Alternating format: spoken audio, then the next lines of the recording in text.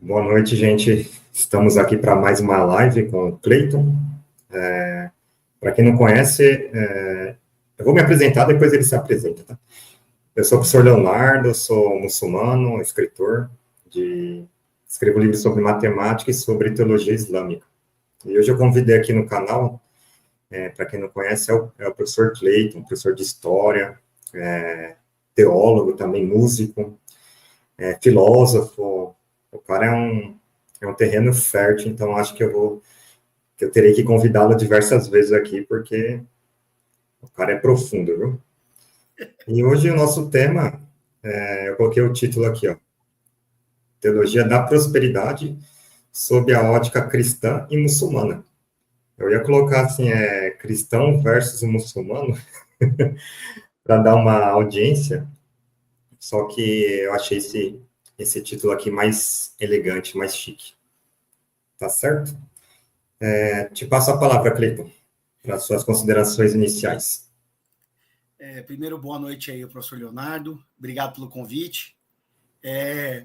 Apresentação muito vigorosa, né? E estou muito satisfeito, muito feliz de estar aqui com vocês. Nós estamos entrando aí nesse novo projeto, novo trabalho, da gente tentar não só aproximar, né, as nossas religiões, mas também verificar de que maneira nós, como religiosos e também como estudantes da religião, pensadores da religião, teólogos, né? Porque eu já disse para o Léo que o que ele faz sobre o Islã é teologia islâmica, né? E eu já até disse para ele que ele precisa criar um manual de introdução, né? E claro, já sempre disse que eu vou prefaciar, né? Então, eu estou muito satisfeito com o convite, né? Novamente, eu sou formado em História, formado em Filosofia, recentemente me formei em Teologia, me considero ainda uma criança aí na Teologia, mas a gente espera, a partir desses encontros, também estar estudando, pesquisando, e da melhor forma possível estar orientando todos vocês, né? Você já vai apresentar o tema aí, né, Léo? Sim, eu estou compartilhando aqui nas minhas redes o link, né? Mas vamos fazer um bate-bola, assim, né? Ok. Eu jogo questões para você e você joga questões para mim. Perfeito. E no meio desse processo surgirão novas questões e reflexões, né? Perfeito. Isso vai ajudar tanto nós quanto nossos amigos, que infelizmente nosso dia a dia é muito corrido, né? A gente não tem um tempo para parar e pensar sobre cada questão. Claro. Então eu gostaria de começar, se você me permite, com uma questão. Vamos Tá? embora. Vamos embora. Então aqui, ó, eu elaborei essa primeira questão. Quais trechos bíblicos dão suporte para a doutrina da prosperidade? A primeira coisa que eu já havia conversado com o Léo, nós tivemos um bate-papo há 2 dias aí, 3 dias já sobre o que iríamos discutir hoje. Falar da prosperidade é muito complexo, e há uma infinitude de textos bíblicos que citam questões de prosperidade, né? Então, eu acho que, para efeito de recorte, eu vou primeiro falar um pouquinho sobre o que é prosperidade em si, para as pessoas estarem habituadas ao termo, e depois eu vou falar, mas acho que não vou agradar muito, porque no fundo, a prosperidade, tal como é preconizada e divulgada, principalmente por denominações neopentecostais, elas têm mais de construções, próprias das pessoas que estão pegando recortes bíblicos para fazer com que as pessoas estejam agindo, pensando e vivendo de acordo com o que elas querem, do que o que a Bíblia recomenda, né? Eu tive a curiosidade aqui de vir num dicionário aqui na internet, e que coisa maravilhosa, porque a primeira definição de prosperidade, né, é circunstância favorável. Eu estava meditando aqui, e, Cléo, caso eu me estenda, você pode me interromper livremente aí, tá bom? Fique à vontade.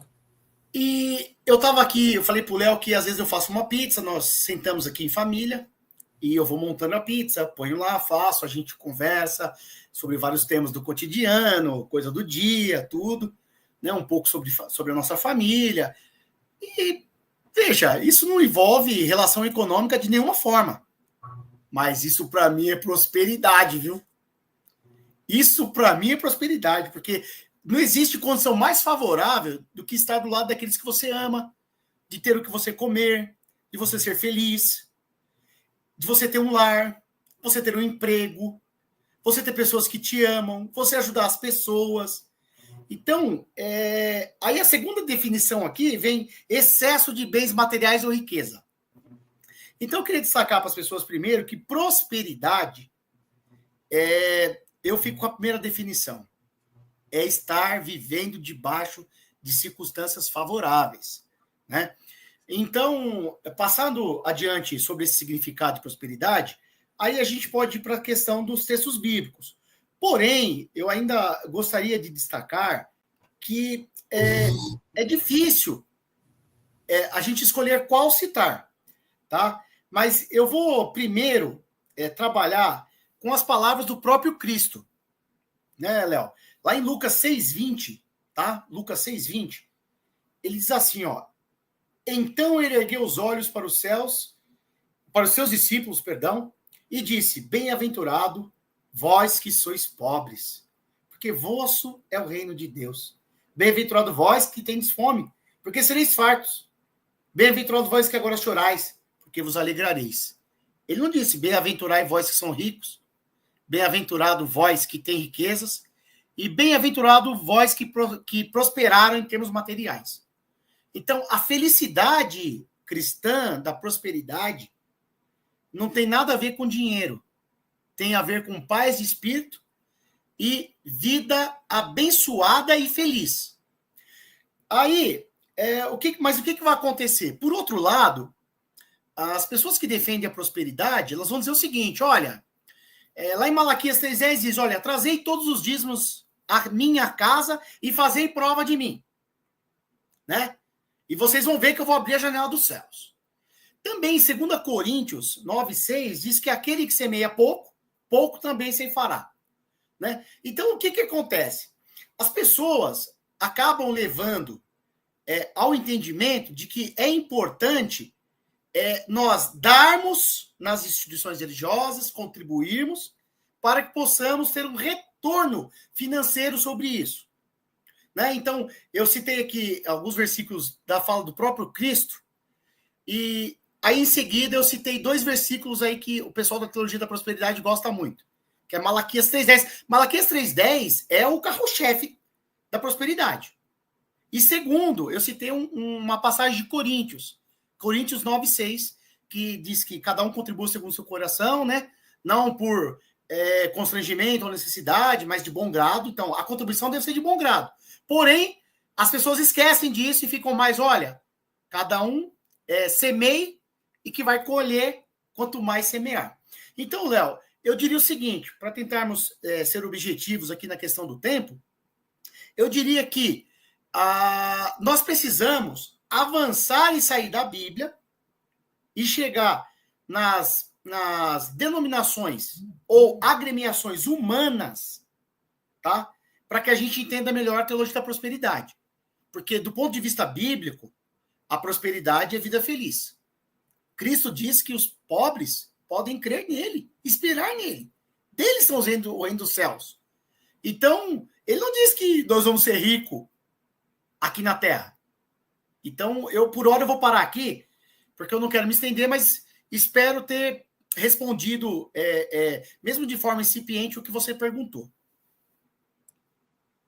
Isso quer dizer, então, que categoricamente a Bíblia ela não dá suporte para doutrina, ou não sei se qual é o mais correto falar, doutrina da prosperidade ou teologia da prosperidade.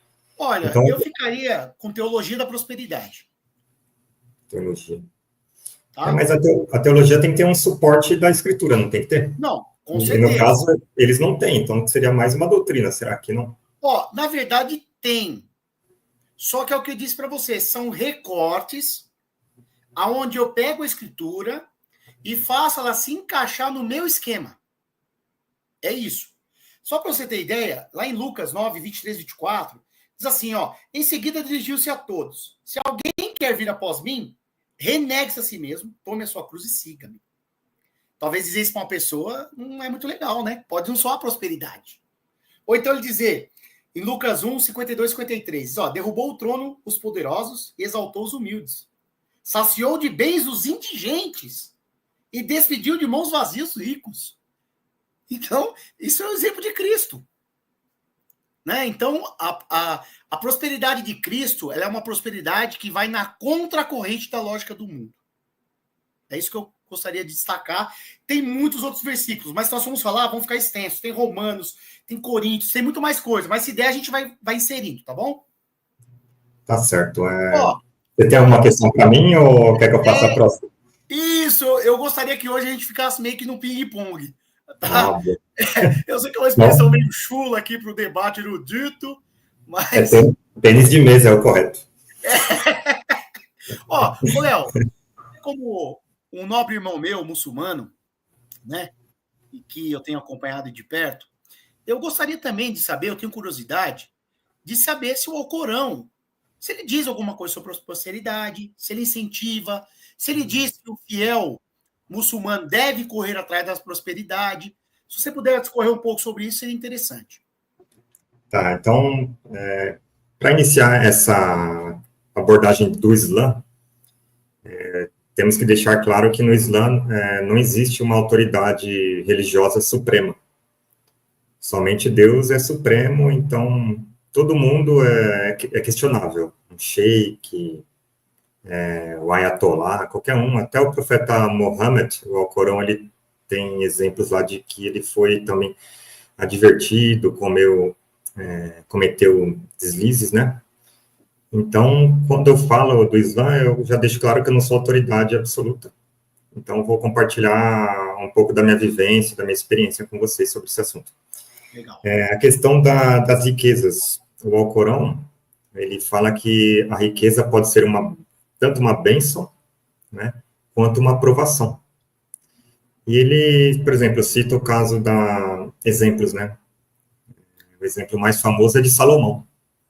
Salomão, segundo o Alcorão, era um servo de Deus. Ele não cometeu aqueles pecados que as escrituras judaicas atribuíram a ele. Isso segundo o Alcorão.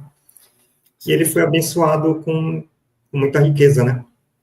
Então, de acordo com o Islã, não existe um mandamento para você ser uma pessoa pobre. Isso não é um mandamento. Certo. No entanto, você sendo uma pessoa que foi abençoada com riquezas, isso te traz mais responsabilidades sociais. Né? Por exemplo, a questão do acúmulo, né? Se você é uma pessoa que acumula riquezas, então você já está automaticamente sendo injusto. Né? Se você tem mais do que você precisa, você já está sendo injusto. Então, mas é basicamente isso. Então, respondendo a sua pergunta, né? O Alcorão, ele não ordena que nós persigamos as riquezas, né? Na verdade, ele tem um trecho... Eu vou ver se eu consigo abrir agora ele aqui. Enquanto você está procurando, é muito interessante que eu já disse aqui, caros ouvintes, que estão aqui nos acompanhando, aliás, muita satisfação em recebê-los aqui. Eu já disse ao Léo que, quando eu me aproximei dele, eu nunca parti do ponto de vista de que eu tenho a verdade. Porque se eu fosse agir dessa forma, eu criaria um muro entre nós. E eu sempre quis criar uma ponte. Mas a Bíblia também, ela tem essa característica parecida com o que ele disse, de que não há um incentivo a ter riqueza, porque a riqueza também traz problemas. Vou te ouvir aí. Achou? Tudo bem, eu estou procurando aqui. Eu estava fazendo um esboço. Certo. E eu dividi aqui o esboço em relativos à questão econômica no Alcorão, né? Claro. Eu estou procurando aqui essa parte que fala da riqueza, né? Tranquilo. Aqui, ó, escreveu até um capítulo que se chama A Pobreza é uma Obrigação Religiosa. Aí eu lembrei que a Bíblia, ela tem uma parte lá que fala, né, que mais fácil o camelo passar no buraco da agulha do que o rico entrar no reino dos céus, né? Perfeito. Então, apesar de não ser um mandamento você ser uma pessoa pobre, é muito difícil que uma pessoa rica obtenha a salvação no dia do juízo final. Né? Aqui é um trechinho do Alcorão. E se Deus estendesse sua graça aos seus servos, eles transgrediriam na terra. Então aqui parece que é algo lógico, né? Se Deus deixasse todo mundo rico, a tendência das pessoas ricas é esbanjarem, né? Se entregarem a excessos.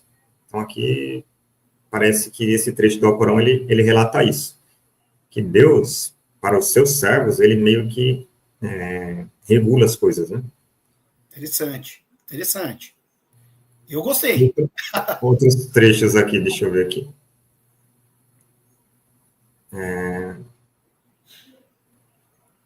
Vou ver aqui. No entanto, aqui, ó, outro trecho do Alcorão, né? E assim fizemos de vocês uma comunidade moderada, né? Para que sejam testemunhas para as pessoas e o mensageiro seja uma testemunha a respeito de vós. Então, aqui a questão da moderação no Islã é muito predominante, porque todo excesso, né, de acordo com o Islã, é questionável. Então, se eu falasse, eu vou ser um cara pobre, eu vou parar de trabalhar e vou me entregar 100% à religião. Só vou ficar orando o dia todo, né? Então, isso aí já não é islâmico, né? Porque o Islã ordena a moderação, então você tem que moderar a sua rotina, né? Não posso só trabalhar, nem só fazer as orações, ou não, nem só estudar, eu tenho que dividir meu tempo com coisas proveitosas, né? Boas. O equilíbrio, né? Seria um Equilíbrio. equilíbrio. Isso, exatamente. Interessante, é uma postura interessante. Ô, Léo, é o seguinte, na verdade, a teologia da prosperidade, ela tem data para começar, tá? Ela, assim, para o bem e para o mal, né?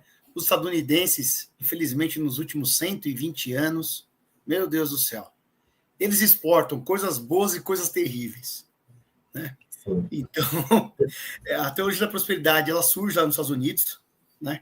Nós temos dois pastores lá, que é o William Kenyon e o Kenneth Reagan, né? Eles são duas pessoas de expressão e as suas ideias se tornam muito fortes aqui no Brasil nos anos 70, final dos anos 70, nos anos 70 e aí início da década de 80, que é aí que nós vamos ter um fenômeno que vai substituir o pentecostalismo e vai entrar em cena o neopentecostalismo, né?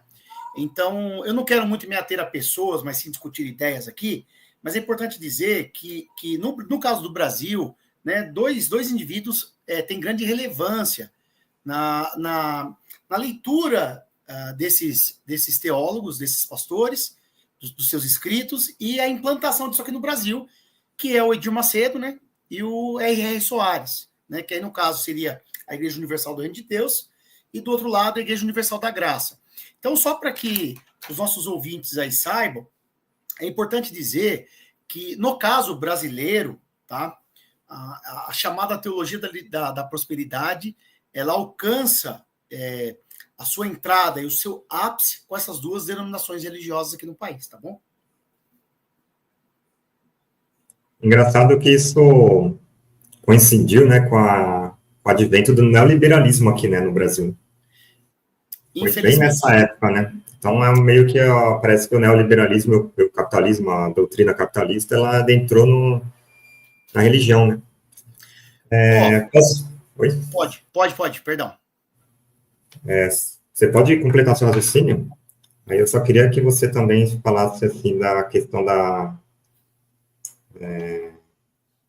aqui, ó. Se a teologia da prosperidade está envolvida com a ideia de meritocracia. Você avançou para o item 3, né? Mas aí você pode completar seu raciocínio aí, ou se quiser continuar com mais questões envolvendo o item 2. Tá. O que acontece é o seguinte, as igrejas neopentecostais, elas têm uma coisa central nelas, que é a questão do reino dos céus estarem presentes aqui na terra. Ou seja, se lá no céu eu vou ser saudável, feliz, próspero, tudo de bom vai estar acontecendo, eles trabalham com a ideia de que aqui na terra, o reino dos céus ele veio até a terra. Então, a ideia cristã de antes era uma vida piedosa na terra para um aproveito do céu. Aproveito no paraíso. E os neopentecostais, principalmente essas duas denominações que eu citei, eles têm a ideia de que nós devemos, aliás, é uma promessa de Deus, de que nessa vida nós vamos experimentar de todas as suas benesses. Mas é claro que aí essa benesse vai acabar, infelizmente, tendo um fio condutor, o dinheiro. Infelizmente, né? E sobre a questão da meritocracia, a questão sobre os problemas e questões econômicas, eu tenho que destacar para você o seguinte: as igrejas, quando a gente fala de instituições, eu quero aqui ser muito cuidadoso, porque eu respeito muito todo e qualquer trabalho religioso, mas eu preciso dizer o seguinte: as igrejas cristãs, elas não operam na lógica da Bíblia, elas operam na lógica do mercado. Inclusive, uma vez eu vi um importante reverendo, professor, um dos maiores biblistas do Brasil, que é o Júlio Zabatiero, e no dia ele comentou sobre a idolatria do mercado. Então, veja, o cristão, em vez de ele ser um bom cristão, não, ele tem que ser um bom profissional.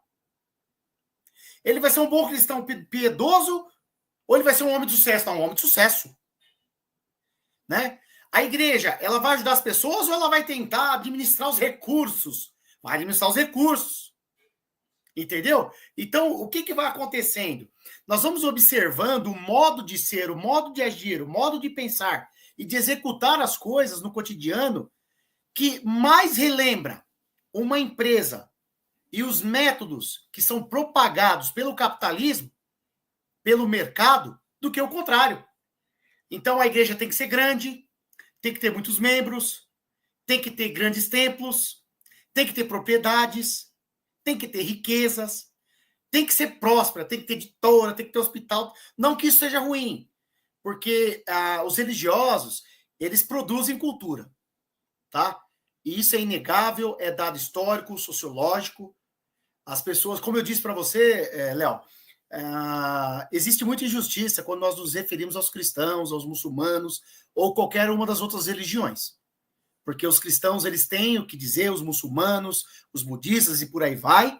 E não só isso, eles produzem cultura, modos de ser, princípios éticos, mas o problema é a igreja cristã atual, ela está mais preocupada com os valores do mundo, com os valores da meritocracia, no sentido de dizer busque o projeto e o sucesso pessoal, quando, na verdade, nós devemos buscar o sucesso do reino de Deus, a transformação da vida das pessoas, para que elas se tornem caridosas, éticas, solidárias, justas, honestas, generosas. Essa é a lógica do reino de Deus. Não você ter sucesso pessoal. É bom ter sucesso. Olha nós aqui. Que muitas pessoas possam nos ouvir, que a gente possa alcançar o maior número de pessoas possível. Mas, meu amigo, eu nunca vim para a internet, essa é a primeira experiência que eu estou tendo, eu nunca quis fama, sucesso, mas se eu puder ajudar as pessoas, eu estou à disposição. Então, eu acho que, infelizmente, a teologia da prosperidade tem colocado a questão da meritocracia e do bem material à frente do reino de Deus e dos preceitos mais caros ao próprio Jesus Cristo. Você estava falando sobre a meritocracia, e eu lembrei de uma questão aqui que eu não havia pensado antes, que é a questão da salvação pela fé ou pelas obras. De acordo com o Alcorão, para quem não sabe, né, que algumas pessoas até me perguntam o que é o Alcorão, né? Eu vivo falando. Para quem não sabe, o Alcorão é um livro sagrado do Islã, tá? Que ele foi revelado lá para Muhammad, que no Brasil ele é conhecido como Maomé, né? Mas o mais correto é Muhammad.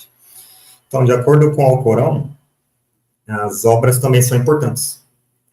Você tem que ter fé e tem que ter obras. As obras são um reflexo da sua fé. E elas podem, no dia do juízo final, pesar a seu favor. Inclusive, você perdoar uma dívida, você perdoar uma ofensa, o Alcorão fala que isso pode servir como um lenitivo para os seus pecados no dia do juízo final. Então, aqui, quando nós começamos a falar de meritocracia, a meritocracia que eu costumo ver, principalmente na TV, nos programas religiosos, é aquela, se você dá o dízimo, se você vem nessa igreja específica, então você vai ter uma recompensa. Não, normalmente eles não citam a recompensa no paraíso. O céu, né? Eles citam uma recompensa terrena. Tipo, Exatamente. alguns comerciais, inclusive, eles mostram casos, né? Tipo, o cara tava lá todo acabado, casamento destruído, desempregado. Aí ele entra na igreja, agora ele tem casa na praia, sítio, não sei quantos carros. Meu empresário. Empresário, tem empregados. E é assim, né? Então a meritocracia aqui, eu não sei se considera, só considera a doação, não considera nem a fé, nem as obras da pessoa. Entendeu? Eu acho que é uma questão muito confusa, né? Muito problemática. O que acontece é o seguinte, tá? Se a gente for discutir isso do ponto de vista teológico bíblico, sobre a questão da fé e das obras, nós vamos muito longe, porque existem grandes debates sobre isso, tá? E a Bíblia respalda as duas coisas, tanto as obras quanto a fé. E a fé e as obras, tá bom? Mas se você me permitir, eu queria te fazer uma pergunta, se você me permitir. A gente sabe que o Islã tem os seus famosos 5 pilares, né? E a gente sabe que um deles diz que todo fiel deve dar esmolas. E aí eu fiquei assim um pouco intrigado se para o muçulmano ele é obrigado a dar esmola. E outra coisa, dar esmolas, isso é entendido como ajudar o próximo, por exemplo? Então, boa questão. No Islã, nós temos a Sadakat, que é a caridade, né? Aí você considera esmola, você ajudar uma pessoa necessitada ali. E tem o zakat. O zakat eu interpreto como um tipo de imposto, né? Certo. E no Alcorão não estipula esse imposto, a alíquota, né? A porcentagem específica. Porém, a tradição fala que é 2,5%. Mas há ressalvas contra isso. Então, nós temos a caridade, a sadaqa, e tem o imposto, que é o zakat.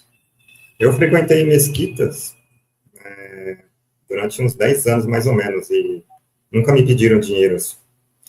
Quem normalmente sustenta os templos são repasses governamentais do exterior e também aquelas pessoas mais abastadas da comunidade. Por exemplo, na Mesquita do Brás, quem sustentava a mesquita praticamente eram os comerciantes, aqueles que têm mais dinheiro. E nunca me pediram nem um centavo, entendeu? Então, o dízimo no Islã não tem isso. Então, mas eu digo assim, eu vou ser mais incisivo de novo na pergunta. Mas o fiel é obrigado a dar esmolas? Vamos supor, ele daria esmolas, não porque só ele vai abençoar o próximo, ou ele também faz isso porque ele é obrigado a fazer isso? Acho que é isso que eu queria perguntar, no fundo. Então, boa pergunta, hein? Se isso é feito por medo de não seguir um mandamento, ou se isso é feito porque a pessoa tem um coração bom, né? Claro. Então, no próprio Alcorão fala que Deus, ele sabe o coração de cada pessoa. Então, se você, por exemplo, dar uma esmola para as pessoas verem ao redor, nossa, olha lá, ele é um cara caridoso, talvez Deus não considere a sua boa ação, né? Porque a sua ação, o importante dela também é a intenção. Claro. Então, se eu conceder esmola para me exaltar como uma pessoa caridosa na frente das outras, então Deus, na verdade, vai me cobrar por isso, por ter sido um pecado de idolatria a mim mesmo, sendo que eu tenho que exaltar somente Deus, né? Por exemplo, a questão da oração. Uma oração em público. Muita gente gosta de orar em público, mas qual é o benefício disso? As pessoas ficarem me olhando, nossa, ele está fazendo oração em público, né? Como ele fala bonito. Como ele fala bonito. Então, se sua ação não é a adoração, né, um ato de devoção para Deus, que em árabe é Allah, Subhanahu wa Ta'ala, que significa exaltado e glorificado seja, então sua ação ela é vazia, entendeu? É tipo uma bexiga vazia. A questão de dar esmolas é uma orientação do Alcorão. Não recordo se é uma ordem, Certo. de esmola, mas é uma orientação, acho que é conceder caridades, né? Exerça a caridade para com o próximo. Sem agravos também, você não pode ficar de mau grado na hora de fazer essa ação. Claro. E Ô, Léo, também você deve conceder aquilo que seria digno para você. Por exemplo, eu vou fazer uma caridade de doação de roupas. certo. Então, tem que doar roupas que eu mesmo estaria disposto a vestir. Comida. Tem que dar comida que eu mesmo estaria disposto a comer. Então, tem vários detalhes, né, que o Alcorão, ele delimita sobre essa questão. Oh, você sabe que me passou agora pela cabeça que, mesmo que fosse obrigado, é uma coisa boa. Sim. Então coisas que são boas, né? Que sempre vai trazer um produto final excelente, primoroso, né? É claro que nós partimos do ponto de vista de que temos que ser livres sempre. Nós não somos obrigados a nada, né? Mas ajudar o outro, ajudar o próximo é tão bom que se mesmo que fosse obrigado, eu não olharia com olhos de reprovação. Sim. Quer ir para o próximo item ou você quer fazer mais alguma questão? Não, vamos embora. Vamos lá. Então, eu vou fazer a minha próxima questão aqui. Eu acho que a gente já deve ter tratado, se a gente já tratou dela, a gente Certo. pode passar rápido, tá? Ó, a prosperidade está envolvida com o dízimo? Não sei se eu cheguei a passar essa para você. Por exemplo, uma pessoa que não dá o dízimo. Certo. Pode ser que ela não seja próspera? Uma pessoa cristã? Mas você gosta, hein? Você gosta de me colocar na fogueira, né? Essa não tinha passado para você? Não, você passou. É que essa pergunta é espinhosíssima. Pensei que era surpresinha. Não, pelo contrário. Você passou assim, mas rapaz, como eu digo, não estamos aqui para sermos os donos da verdade, né? Nem a nossa pretensão estarmos julgando as pessoas, dizendo que suas práticas estão erradas, que nós estamos certos, que a gente descobriu a roda. Não é nada disso, tá? Mas infelizmente, o que está instituído cultural dentro das grandes denominações religiosas de hoje é de que há um efeito, a causa e efeito. Ou seja, eu dou dízimo, eu prospero. Eu não dou dízimo, eu não prospero. O que não é respaldado nem pela Bíblia e nem pelo bom senso. Nem pelo bom senso. Porque aí eu disse para você, nós abrimos a nossa live aqui citando não só Malaquias, como 2 Coríntios 9, onde fala que o que você semear, você vai colher. E se você der o dízimo, você vai fazer prova de Deus. Deus vai. Inclusive, tem uns que falam que vai dar 100 por 1. 100 por 1 vai devolver para você. Né? Então, eu diria o seguinte: Infelizmente, né, nós temos esse hábito, temos visto isso, que é uma prática comum associar você dar o dízimo ou o recurso econômico à instituição religiosa, e isso vai te trazer benefícios, como se Deus fosse um grande mercador, né? Ou como se Deus fosse um grande jurista, né? Não de termos... o jurista até falei errado, na verdade, usurário. Ele vai dar, você vai dar para ele, vai multiplicar para você. E não é assim que funcionam as coisas, tá? Não é assim. E, inclusive, pessoas que, em algumas denominações, pessoas que não contribuem da forma que se espera, elas não têm nenhum tipo de oportunidade, elas não têm nenhum tipo de voz, elas não são ouvidas, né? Inclusive, se ela precisa de uma ajuda da instituição religiosa, a primeira coisa que vão fazer é condicionar se ela dá o dízimo ou não. Então, eu estava comentando hoje que eu participei de uma reunião, né?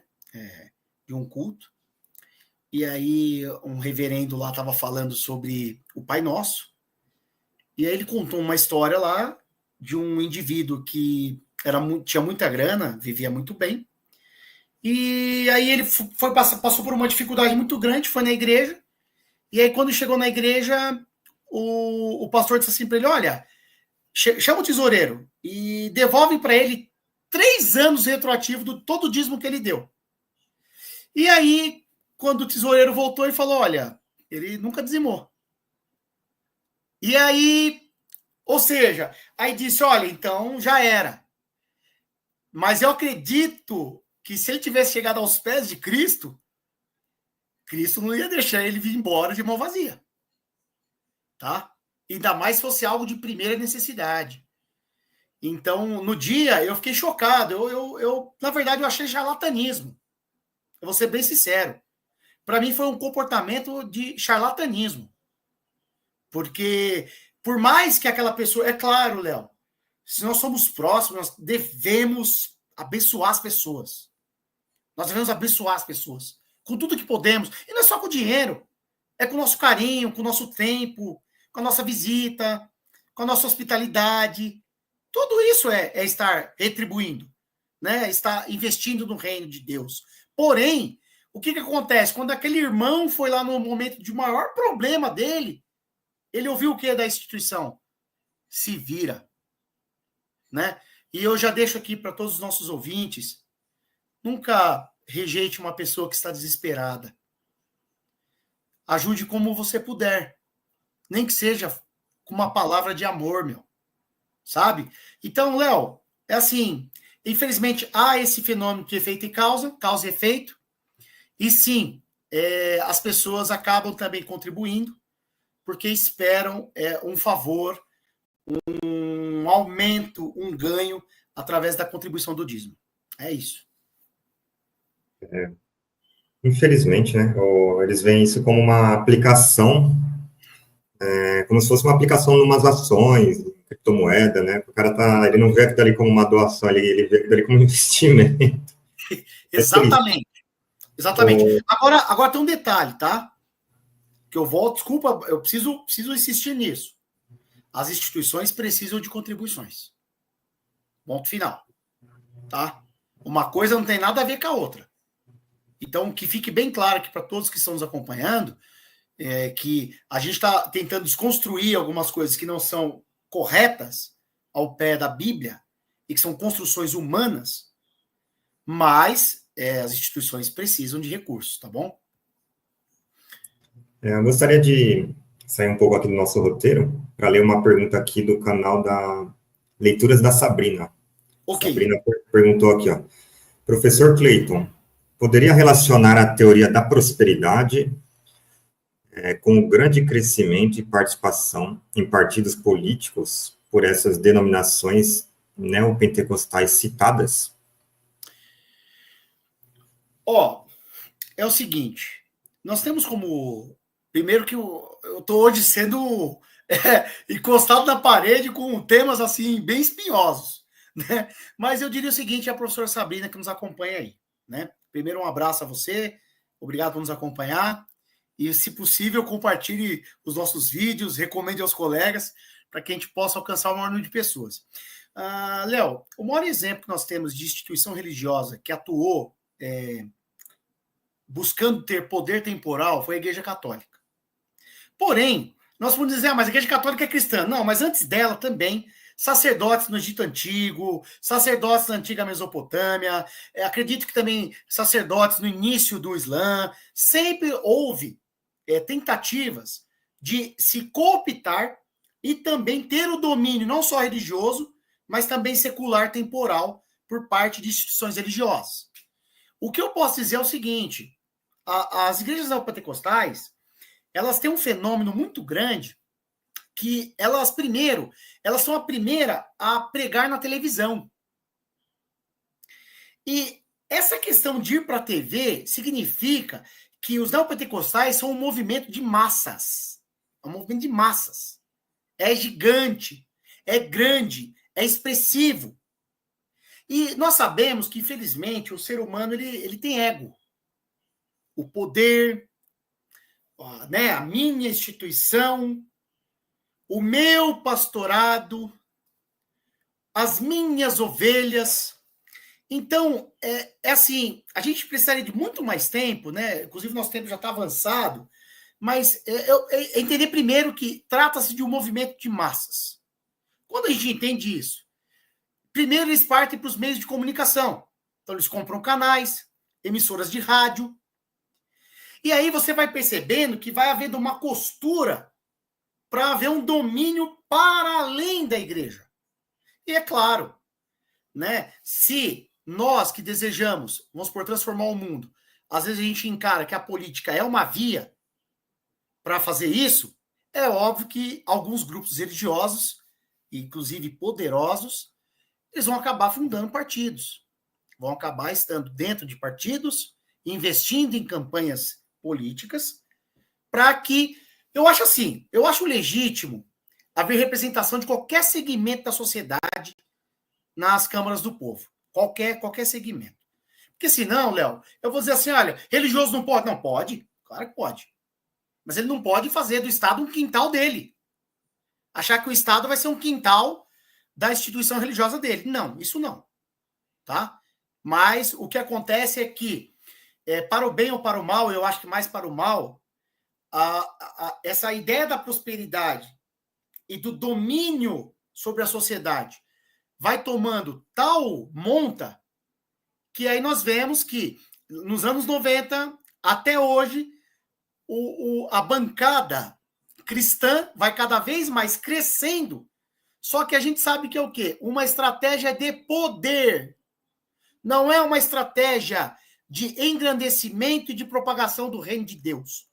É uma estratégia de poder, domínio, né? É como eu diria assim, você sabe que católicos, né, significa universal, né? Então, é uma megalomania.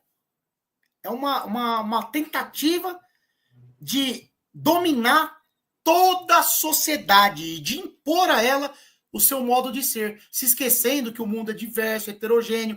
Então, Sabrina, eu diria para você o seguinte, a teologia da prosperidade tem total relação com isso e nós vemos que não é só isso. Pense nos meios de comunicação, pense nas gravadoras, nas editoras, nos hospitais, bancos, eles têm até banco, tá? Então eles são poderosos, Então eu concluo dizendo que sim, há uma relação total e hoje cada vez mais essas igrejas estão entranhadas dentro do Estado. E vou dizer mais, isso traz grande prejuízo para a sociedade. Infelizmente, é triste eu como religioso dizer isso, mas traz muito prejuízo. É isso que você falou, me fez lembrar até do xadrez, né? Porque o xadrez é um jogo muito antigo. E perto da realeza, nós vemos quem ali mais próximos? Os bispos, né? Que é a classe, o clero. Então, o jogo é mais antigo que o Brasil, né? Pô, com certeza. Estudando as nações, as civilizações antigas, a classe do clero sempre estava próximo da nobreza, né? Então, é uma relação muito complicada e tem um conflito aí com o Estado laico, né? Com certeza. Você falando aí, eu lembrei de um versículo, quer dizer, de um trecho bíblico que fala que o mundo segundo a Bíblia, né? O mundo jaz no maligno.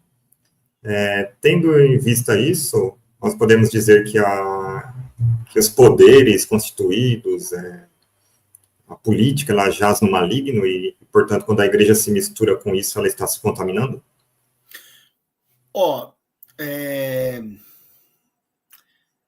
Primeira coisa é que há um entendimento um pouco distorcido sobre a questão do Estado laico, né? Porque quando a gente fala do Estado laico, primeiro que o Estado laico é uma conquista moderna, contemporânea, tá? Ele é muito importante. Isso é um legado da Revolução Francesa para a gente. Então, não há ninguém em sã consciência que vai defender o contrário. O Estado laico é um ganho, uma conquista, e ele é importante ao lado da democracia também. Porque é através da democracia que os contrários, as minorias, as maiorias, e aí vai ter o jogo social, e tudo vai levar ao quê? A proteção de todo e qualquer grupo. Seja um grupo étnico, religioso, né? Seja ele majoritário, minoritário. Então, isso é muito importante. Mas quando a gente fala do Estado laico, eu queria também destacar que fica parecendo que é o que eu disse no encontro anterior, que os religiosos não têm o que dizer e não podem dizer. E não é isso. Estado laico significa que o Estado não vai tomar partido de nenhuma religião, mas vai dar condições para que o acesso a quem quer que seja frequentar qualquer uma delas vai ser garantido. Cleiton, mas aí a questão, por exemplo, você é de uma denominação religiosa. Você entrar na política é uma coisa. Agora, a sua igreja entrar de forma massiva, apoiando candidatos, como você vê isso? É que eu vou chegar aí, né? Então, desculpa, às vezes eu dou umas voltas mais longas, mas o que acontece é o seguinte: eu não apoio, tá, esse comportamento que você citou agora, porque até porque senão nós vamos partir de uma exclusividade, né? E infelizmente a história nos mostra que todo comportamento, quando uma religião dominante ela ocupa o poder do Estado, ela vai, infelizmente, agir com ferocidade, com violência e com cerceamento de todas as outras práticas religiosas. Então, eu acredito, se a gente puder voltar no outro encontro, eu gostaria muito de discutir a entrada do bolsonarismo dentro das instituições religiosas, que inclusive é um câncer que parece que não quer ir embora, tá? E essa questão dos políticos, das igrejas, infelizmente, piora mais ainda a defesa das igrejas, a entrada deles, o investimento nisso, quando o bolsonarismo ele chega e entra de carrinho, por assim dizer, dentro das igrejas, coopta todo mundo, e aí essas pessoas agora só querem impor a sua visão de mundo, a sua forma de ser, contrariando tudo o que existe, inclusive agindo como verdadeiras aberrações. São aberrações. Dizem coisas, fazem coisas que vocês assim, meu Deus, onde eu vim parar? Eu estou na pré-história? É barbárie agora? Então, é assim, Léo, é errado, não está certo. Como eu disse, ter representantes de qualquer segmento da sociedade é legítimo. Mas é porque a minha igreja vai estar lá, porque nós vamos ser o governo. Isso aí está errado. Beleza, cara. Você quer ir até que horas aqui? Olha, eu não sei, eu acho que mais 12 minutos, a gente fecha 1 hora. O que você acha? Você que sabe. Quer seguir o roteiro, então, de forma mais objetiva? Pode voltar para a próxima questão. Se bem que eu tenho uma questão para você. Pode falar, vou tentar ser breve. Eu digo assim, não, fique à vontade, pelo amor de Deus. Você sabe se o Alcorão ou o Islã recomenda que os fiéis dêem algum tipo de contribuição para a mesquita, para os líderes religiosos, para a instituição religiosa em si? Então, a questão da caridade, acho que é o versículo, capítulo 9, 60. Deixa eu ver se é possível abrir aqui rapidinho. 9, 60. Você mostrou um livro bonito, elegante. Eu tô com a minha Bíblia rosa aqui, ó. Não. As caridades, taldacats são apenas para os pobres, os necessitados, os encarregados de arrecadá-las, ou seja, as pessoas que administram ali, os tesoureiros, né? Eles podem usufruir para sua subsistência. E aqueles cujos corações estão prestes a harmonizar-se com o Islã. E os escravos para se alforriarem, e os endividados, e os combatentes no caminho de Alá. E o andarilho, o viajante com dificuldades. É preceito de Deus, e Deus é onisciente e sábio. Então, aqui, esse versículo, ele resume para quem devem ser destinadas as caridades. Aqui, nós podemos ver que não tem uma orientação assim, dê a caridade para o sheik, né? Se ele for uma pessoa necessitada, ele vai entrar aqui, né? Até o profeta, se o profeta estivesse vivo hoje, ele estivesse numa dessas categorias, então ele poderia receber, né? Léo, mas nesse caso, então, vamos supor, o fiel contribuir com a mesquita é errado? Não é errado. Não é errado, né? Só que eu não lembro do Alcorão falar assim, dê dinheiro para construir uma mesquita. Sim. Ele fala que ele cita situações voluntárias. A pessoa pegou e falou, vou fundar uma mesquita aqui para honrar a Deus. Por exemplo, o próprio Abraão, ele fundou a mesquita, né, construiu a mesquita de Meca, certo, de forma voluntária, para adorar a Deus. Mas não tem eu me lembro, né, um mandamento. Mas é uma prática... Desculpa te interromper, perdão. Pode falar. É uma prática comum, por exemplo, mas assim, vou supor, porque nós cristãos é uma prática comum nós ajudarmos, né? Então, assim, normalmente, quando eu frequentava mais mesquitas, quem gastava com a mesquita, normalmente era quem estava envolvido lá com a sua história, quem fundou a comunidade ao redor, normalmente comerciantes, ou até subsídios do exterior, né? Muitas mesquitas recebem sheiks que são formados em outros países e eles vêm para cá. Claro. Recebem dinheiro de fora, a mesquita também recebe subsídios de fora. Por exemplo, os livros, o Alcorão normalmente não é vendido, né? Eu tinha um aqui bilíngue, e eu dei para um amigo meu, ele foi impresso na Arábia Saudita, né? No complexo do Rei Fahd. Muito legal. Então, assim, normalmente é quem tem dinheiro mesmo, né? Entendi. Tem dinheiro. Eu posso amarrar com uma questão? Pode, claro. Então, você acha que o dízimo, 10%, é muito para quem ganha pouco e paga impostos?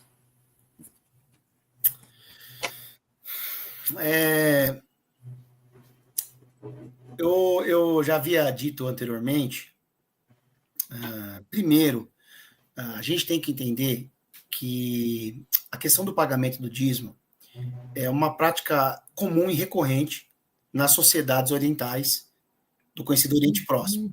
Então, Mesopotâmia, Egito, né, Canaã, aquela região, né, da Palestina, toda essa região, a região do Império Medo-Persa, que é o atual Iraque, Irã, nesses locais era muito comum, né, você pagar o dízimo, tá? Seja por uma oferenda a Deus, assim, as práticas são as mais diversas possíveis, né?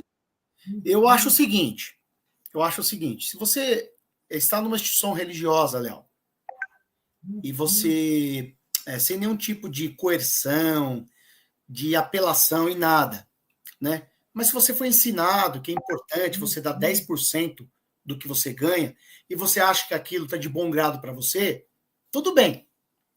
Porém, como eu disse na conversa anterior, né, Deus não está preocupado com o valor.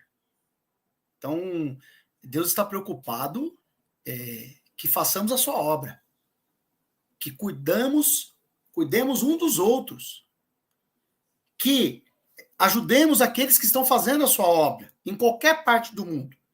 Então, eu acho assim, vamos pensar em Deus como pai? Eu acho que se a gente fizer isso, Léo, a gente vai conseguir sair desse imbróglio que estamos. Você tem um filho, Léo, e aí o teu filho mora na tua casa, mas ele paga aluguel. E aí o teu filho fala: pai, esse mês eu não tenho como pagar. Você acha que um pai vai mandar o seu filho embora? Um pai vai deixar de estender a mão para o seu filho porque o seu filho não deu os 10% do aluguel? Jamais. Jamais. Então, é assim, eu acho que as pessoas devem contribuir, mas pode ser 50%, pode ser 100%, Léo. Pode ser 5%, pode não ser nada. O que eu sei é que Deus é um pai misericordioso que não vai pedir a seu filho que dê algo que ele não pode. Ou seja, então, 10% para quem ganha um salário mínimo é muito. É muito. Beleza, para quem tem 10%, para quem ganha um salário mínimo, tem descontos na folha de pagamento, pagar impostos, é muito, né? Mas a Bíblia, então, ela não descreve 10% especificamente, né? Como sendo a taxa da caridade? Não. O que acontece é o seguinte, é que você é sutil, né? Não, então... Não, porque assim, eu estou comparando aqui com o que eu estudei do Alcorão, porque a Bíblia faz muito tempo que eu estudei. E o Alcorão, ele não cita uma taxa fixa. Não. Ele fala assim, você tem que doar aquilo que sobrar das suas necessidades, né? Então, primeiro você cumpre com as suas obrigações. Certo. Aí, aquilo que sobrar, você pode doar. A 10ª parte, como nós já falamos no encontro anterior, está presente na própria palavra. Não, mas será que isso aí não é um problema de tradução também? Porque, assim... Pode ser sim, tá? Só que se você for olhar tanto as experiências de Caim, Abel, o próprio Abraão que você citou, tá? Eles servam. A 10ª parte é uma questão cultural, não é uma questão bíblica. É uma questão cultural dessa sociedade, tá? Então nós temos que entender que isso está presente na Bíblia. Porém, a Bíblia é um livro que tem um universo infindável de explicações para vários temas. E no Novo Testamento, isso não está claro dessa forma. No Velho, sim, mas no Novo, não. É como eu disse para você, se nós formos viver o Novo Testamento, nós vamos entregar tudo o que temos, vamos sair pelo mundo e virar peregrino, meu. Uma sutileza agora. Vai. Mas essa aí eu acho que você vai concordar comigo. Eu vejo que as instituições religiosas ao meu redor, elas não estão usando o dízimo de forma adequada. E eu sou um bom pagador de impostos. Faz de conta que eu estou num país lá que eu pago, sei lá, 60% de imposto. Ok. Esse dinheiro vai para a educação, vai para a saúde, assistência social, blá, blá, blá, blá, blá, blá, segurança, tudo. Certo. Eu estou cumprindo com o meu dízimo. Será que eu não estou cumprindo ao pagar o imposto? Então, eu acho que são questões distintas, tá? São questões distintas, até porque uma coisa é para o comportamento e para a relação religiosa, outra coisa é para o comportamento e para a relação civil, né? Não, mas desculpa interromper, mas no cenário assim de instituições religiosas ilegítimas, porque a Bíblia ela fala que o dízimo era para o templo original, né? Claro. E hoje Até não pro tem próprio mais. Deus. Hoje não tem mais templo original. Só que assim, tá vendo? A gente vai entrar num looping que é o seguinte. Apesar do templo ter... Aliás, se fôssemos seguir o evangelho hoje, não haveria templos, tá? Os cultos dos cristãos primitivos é em praça, é em lar. O próprio Edir Macedo, como nós somos universal, ele começou pregando num coreto, tá? Porque ele não tinha condições de pagar um espaço físico e ele começou pregando num coreto, né? Mas é assim, eu consigo entender que os impostos, ele está contribuindo com o todo social, tá? Mas são questões distintas. Nós temos que separar. Nós podemos voltar isso no outro momento. Eu não estou querendo sair eu não estou querendo deixar de responder, não, tá? O problema é que, assim, a contribuição é uma coisa que não tem nada a ver com a relação social, porque até o mundo, Léo, ele, como você diz, já é maligno. O mundo está no capitalismo. O próprio Estado não gera os recursos também de forma adequada. Então, a gente exigir isso, a gente também tem que exigir do Estado e exigir das instituições religiosas, né? Então, o fato é, no Estado nós podemos questionar. Aí fica a pergunta, na instituição religiosa nós podemos questionar? Tá vendo? Agora eu já fui para outro lado. Boa. Outra coisa também que você foi falando, eu fui pensando, anotando aqui. Certo. A pessoa dá caridade, dá o dízimo na igreja, certo. Isso não é uma forma de terceirizar a caridade? Porque, assim, eu acho que é possível a pessoa chegar, acabou de contribuir na igreja. Certo. Ela sai de lá com o sentimento de dever cumprido. Aí ela passa na rua, alguém vem pedir uma esmolinha para ela ou para comprar um lanche. Aí a pessoa, não. Tipo, ela já sai com um psicológico assim, já fiz minha parte. Você acha que isso não seria mais produtivo a pessoa guardar reservar uma parte dos seus ganhos para ela mesma praticar a caridade, sabendo que muitas vezes o dinheiro dela vai para outras situações? Léo, é o seguinte, vou dar 2 exemplos para você e espero que com isso seja elucidativo. Na época do apóstolo Paulo, teve problemas, catástrofes lá em Jerusalém, e ele arrecadou recursos com as igrejas que ele havia fundado para ajudar, né? Então, e pensando agora no tempo moderno, o Rio Grande do Sul teve muitas instituições religiosas que fizeram um grande esforço para enviar mantimentos para lá na tragédia, ajudar a população, né? Então, são coisas distintas. Eu acho que nós temos que fazer as duas coisas, mas a prioridade é o outro. Então, se eu estou indo, olha que dilema ético, estou indo com um dinheiro reservado para dar na igreja, e eu topo com o necessitado, eu dou dinheiro para o necessitado. Tá bom? Isso é mais cristão, no meu entender. Tá certo? Porém, eu não anulo as duas coisas. Fazer as duas. Porque, como eu digo, a igreja faz também um trabalho. Tá? E isso é comprovado. Então, eu seria injusto e leviano se eu dissesse, não, só faça isso. Não, eu acho que temos que fazer as duas coisas, mas a prioridade é o outro. Então, na hora de escolher, se eu tiver que escolher, eu escolho você. Eu não escolho a instituição religiosa. Porque você é a irmandade. Beleza? 1 hora já, hein? Quer jogar mais alguma questão para mim? Ou quer que eu continue? Quer lançar um torpedo aí? Eu tinha uma aqui que era sobre se é proibido cobrar juros no Alcorão, mas eu acho que a gente podia deixar para uma próxima, viu? Acho que a gente podia deixar para uma próxima. A questão dos juros islâmico.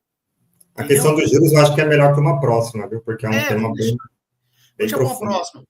Eu tenho aqui só 3 questões, acho que daria para fazer então só essas 3 questões, né? Porque do islamismo você não tem mais nenhuma. Teria essa, mas eu acho que saiu um pouquinho da nossa pauta. Se você vai falar de bancos, né? Isso, de banco islâmico. Então deixa para outra situação. Eu tenho só 3 questõezinhas só, então. Quer fazer as 3 numa atacada? Eu vou fazer em 3 tacadas. Vai lá. Profetas ou apóstolos, eles pediam dinheiro? Léo, é o seguinte, você sabe como que é gente, né? Gente. Sei. Gente pode ser honesta, mas pode ser trapaceiro, não pode? Pode. Então, naquela época, por exemplo, haviam coisas que os profetas faziam. Mas na Bíblia, os relatos não são deles pedindo dinheiro. O relato que tem na Bíblia, por exemplo, lá em Miqueias 3:11, se eu não estiver enganado, são relatos de profetas que enganavam as pessoas. Então, pediam dinheiro, fazia profecias de acordo com o que a pessoa estava pagando. Então, só que fique claro, eu acredito, tá, que recursos sempre foi solicitado à Irmandade, recursos, tá? Mas o que a Bíblia mostra não é o pedido dos profetas, são profetas que se usam do seu dom de profecia para explorar as pessoas economicamente. Beleza? Então, mas esses não seriam falsos profetas? Claro. Não, mas aí é que tá, Léo. Tem casos, nem todo fim é o começo de alguns indivíduos, tá?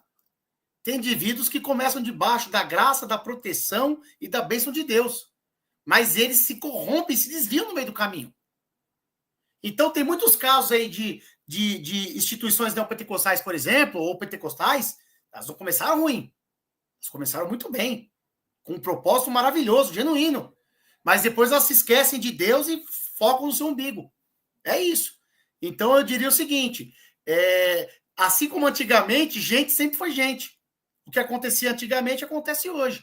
Então, hoje também nós temos lobo em pele de cordeiro, os falsos profetas. Você me fez lembrar do filme do Batman. Aquele cara lá que era o promotor. Certo. E tem uma frase lá que ele fala assim, ou você morre como herói, ou vive o bastante para se tornar um vilão. Por uma sociedade corrompida igual o Gotham City. Exatamente. Mas também é preciso dizer que sempre existe uma possibilidade de redenção e perdão, tá? Sempre existe. Tá. Então, essa questão aqui no Alcorão, por exemplo, a Bíblia tem muito mais relatos, assim, ela é maior que o Alcorão. É lógico. Então, ele se iguala ali ao tamanho médio do Novo Testamento. Certo. E ele fala que um sinal, assim, dos mensageiros reais de Deus é eles não pedirem dinheiro. Aí eu recordo até de uma parte acho que do Antigo Testamento, né, da Bíblia, certo, que fala o seguinte, né, que um profeta, como é que a gente reconhece se ele é profeta ou não? A partir da profecia dele. Se ele fala que uma coisa vai acontecer e não acontece, então ele é falso profeta. E, se eu não me engano, a Bíblia diz que esse cara tem que ser morto. E o Edi, acho que foi o Edi também, o Edi Macedo e o Silas Malafaia, eles falaram, ó, você é ungido aqui, você vai ganhar a eleição, falaram pro Bolsonaro. Aí e até o Edi Macedo falou assim, vamos ver quem é um Deus verdadeiro. Ele tem um vídeo... E eu morrer, então, hein? Se fôssemos seguir ali a Bíblia, né? Nessa Rapaz, questão... Nós vamos trabalhar isso aí num vídeo posterior, porque isso é uma besteira gigantesca. Pois é, né? Posso ir para outra questão aqui? Vai lá. Estou preocupado com os espectadores, hein, meu? Já estouramos o tempo, hein? Não, tranquilo. Só vai lá. Rapidinho. O pessoal tá aqui porque tá gostando. Opa! Tem gente daí? Tem aqui, tem 5 ao vivo aqui. Pô, estamos no recorde. Recorde. Aí começa devagar. Né? Questão da Trindade, a doutrina que fala que é Deus Pai, Filho e Espírito Santo. 3. Certo. Então, eu mandei para você, né, o Valdemiro Santiago, faz um tempo que ele começou a cobrar 10% para o pai, 10% para o filho e 10% para o Espírito Santo. Ele está cobrando trízimo. Meu Deus. Então, eu achei legal trazer essa questão só para você já desmentir aí de acordo com as escrituras. Rapaz. Me faltam até as palavras. Porque quando você fez essa pergunta, que você me mandou o roteiro do que iríamos abordar, eu falei, o que é isso aqui? Eu nunca ouvi falar isso. Isso é um absurdo. Aí eu pensei que você tinha visto em algum lugar. Quando você me manda o vídeo, eu falei, meu Deus, eu pensei que eu já tinha visto de tudo, rapaz. E aí o homem fala, dessa vez nós vamos fazer um desafio. Você não vai dar só os 10%. Vai ser 10%. Desculpa, Cleiton, aqui o Daniel está perguntando aqui, ó. Tem dízimo na igreja muçulmana, Cleiton? Aí acho que é para você, né? É para mim. Fala o tchauzinho assim, fala que você é o Léo. Então, Daniel, na verdade, o nome da igreja muçulmana é mesquita. Em árabe é masjid, significa um lugar de reverência, né? Você vai se apresentar para Deus. Né? Não tem essa questão dos 10% no Islã, no islamismo, né? Que é a religião dos muçulmanos, não tem, tá? Então, Cleiton, só para realmente ver ressaltar que isso aí é um absurdo. Também a questão da outras práticas aí, por exemplo, fogueira santa, várias outras que tem aí campanhas, né, que a pessoa vende a vassoura ungida, que eu já vi gente na TV falar assim, ó, compra essa vassoura aqui, ó. O cara vai lá comprar a vassoura por R$5, sei lá, R$10, de atacado, e vende por 200 mil. Essa vassoura vai varrer o mal da sua casa. Então, nada disso, né? Quem estiver ouvindo aí no canal, tanto agora ou posteriormente, não acredite nisso, não acredite, não tenha medo desses caras. Se eles entraram no seu psicológico, não tenha medo nenhum deles, nenhum. Eu desafio qualquer um desses falsos profetas aí. Ô, Léo. Eles não têm poder nenhum. Ô, Léo, é o seguinte, sobre isso, infelizmente, o ser humano, ele tem um apego a amuletos. O ser humano adora amuletos, né? E isso, assim, Léo, vai desde pessoas religiosas até ateu. Tá? Tem ateu que tem amuleto.